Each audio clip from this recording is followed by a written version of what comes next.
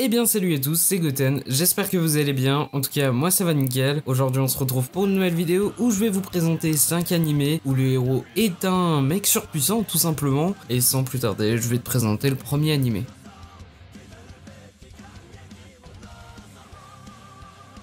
On commence avec Koshione Rose. On suit une déesse qui se nomme Rista et un jour elle va tout simplement invoquer un nouveau héros pour l'aider à affronter le mode difficile d'un monde. En fait ça ressemble un peu à un jeu vidéo tu vois. Et en fait le héros en question il s'appelle Seiya. Il excelle dans tous les domaines etc. Tu verras il est super fort en tout. Mais il a un défaut, c'est qu'il est vraiment trop prudent. Et en fait Rista elle va devoir faire avec un compagnon qui par exemple achète 3 armures. C'est-à-dire qu'il emporte une, il en a une de rechange et il y a celle de rechange de la rechange. Ça fait beaucoup là non? Ou encore qu'il met toute sa puissance et ses meilleures attaques pour tuer des petites bêtes de slime, genre vraiment on sait jamais, peut-être un slime il va te tuer, non mais plus sérieusement le mec il est vraiment dans l'abus. Et franchement c'est un animé qui se distingue des autres isekai parce que pendant la série on passe par toutes les émotions, il est vraiment très bon, j'ai passé de très bons moments, j'ai pas mal rigolé. De plus même si le héros est surpuissant, ils ont joué sur cette grande prudence pour ajouter de l'originalité au héros et c'est un effort que je trouve vachement intéressant. En tout cas j'ai beaucoup apprécié l'animé et on enchaîne rapidement les épisodes. C'est un excellent isekai pour moi et le héros est tout simplement cheaté. Il compte 12 épisodes de 24 minutes, il est sur les genres action, aventure, comédie, fantasy, shonen et il est sur les thèmes autrement de combat, dieu, déesse, démons, magie, monstres et super-héros et tu peux désormais le voir sur Wakanim.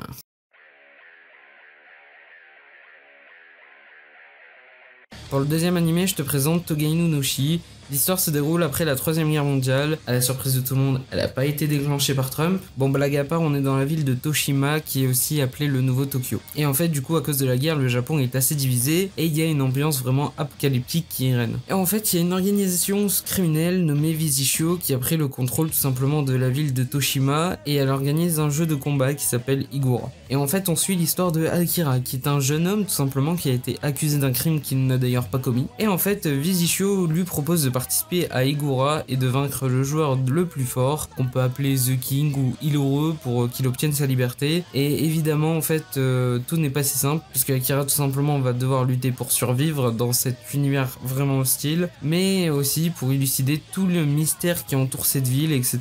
Et sachant que dans tous les cas, s'il revient, ben il va en 11-11, donc il a pas le choix en fait. Donc franchement, c'est un animé que j'ai trouvé vachement sympathique à regarder, même si la fin laisse sur la fin, t'as compris le jeu de mots incroyable. J'avoue qu'il y a eu quand même pas mal de belles OST, j'ai bien aimé. Un univers assez sombre et très sanglant, genre il y a vraiment des gens qui meurent tous les épisodes, j'ai l'impression. Concernant le héros, il est très fort en combat, seul bémol, c'est sa personnalité que je trouve écrasée comparée aux autres. En tout cas, c'est quand même un animé qui vaut le coup d'œil. Il compte 12 épisodes de 24 minutes, il est sur les genres action, drame, psychologique, shonen high. D'ailleurs, il y a un peu de shonen high, mais vraiment pas beaucoup. Et il est sur les thèmes combat et post-apocalyptique, et il n'est malheureusement pas licencié, mais tu peux le trouver tranquillement sur internet.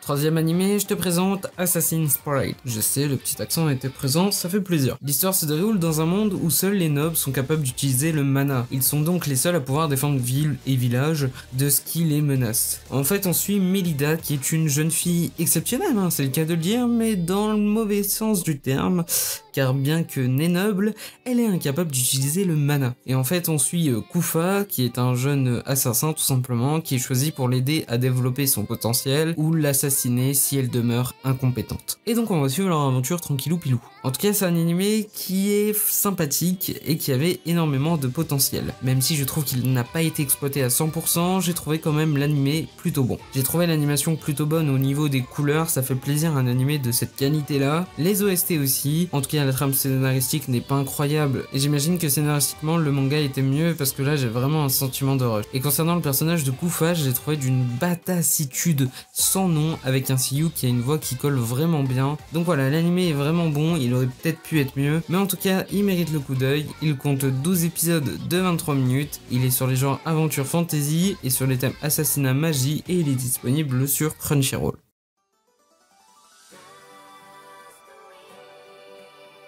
Pour le quatrième animé, je te présente Kaze no Stigma. En fait, on suit l'histoire de Kazuma Yagami. En fait, il est descendant du coup de la lignée Yagami qui maîtrise le feu à l'aide de techniques ancestrales. Mais comme il a aucun talent, en fait, il a été chassé. Genre, hors de ma vue. Parti vivre à l'étranger, Kazuma a développé donc du coup des techniques, mais autour du vent. Et en fait, il a signé carrément un contrat avec le roi de l'esprit du vent. Un exploit qui est d'ailleurs le seul à avoir réalisé. Et en fait, il est revenu au Japon parce qu'on a fait appel à lui pour différentes affaires qu'il doit résoudre. C'est alors qu'il rencontre sa cousine Ayano et son frère Ren qui maîtrisent tous les deux le feu d'ailleurs. Et pendant ce temps-là, en fait, il y a un magicien du vent qui attaque la famille Yagami. Et en fait, du coup, vu que Kazuma est entre guillemets le seul qui maîtrise le vent, qu'ils connaissent, il y a une rumeur qui dit en gros que Kazuma serait tout simplement le magicien qui attaque la famille Yagami pour se venger. Et donc, il est pris pour cible par sa famille et on va suivre ces histoires qui sont quand même laborieuses. Franchement, c'est un animé que j'ai trouvé plutôt pas mal, avec pas mal d'humour et d'action. Des personnages plutôt attachants aussi. Kazuma est clairement doué avec ses techniques de vent et tu le verras bien assez vite, il va péter le cul quand même à pas mal de gens de sa famille. Le seul problème, c'est qu'il n'y aura jamais de suite malheureusement parce que l'auteur du light novel est mort. Ouais, c'est très gai tout ça. Mais en tout cas, l'animé vaut vachement le coup et franchement, j'ai plutôt bien aimé. Il compte 24 épisodes de 24 minutes. Il est sur les genres action, comédie, fantasy, roman, shonen, slice of life surnaturel et sur le thème magie. Et malheureusement, il est pas licencié et je t'avouerai qu'il est difficile de trouver en plutôt bonne qualité. Donc voilà, on passe tout de suite au dernier animé de cette vidéo.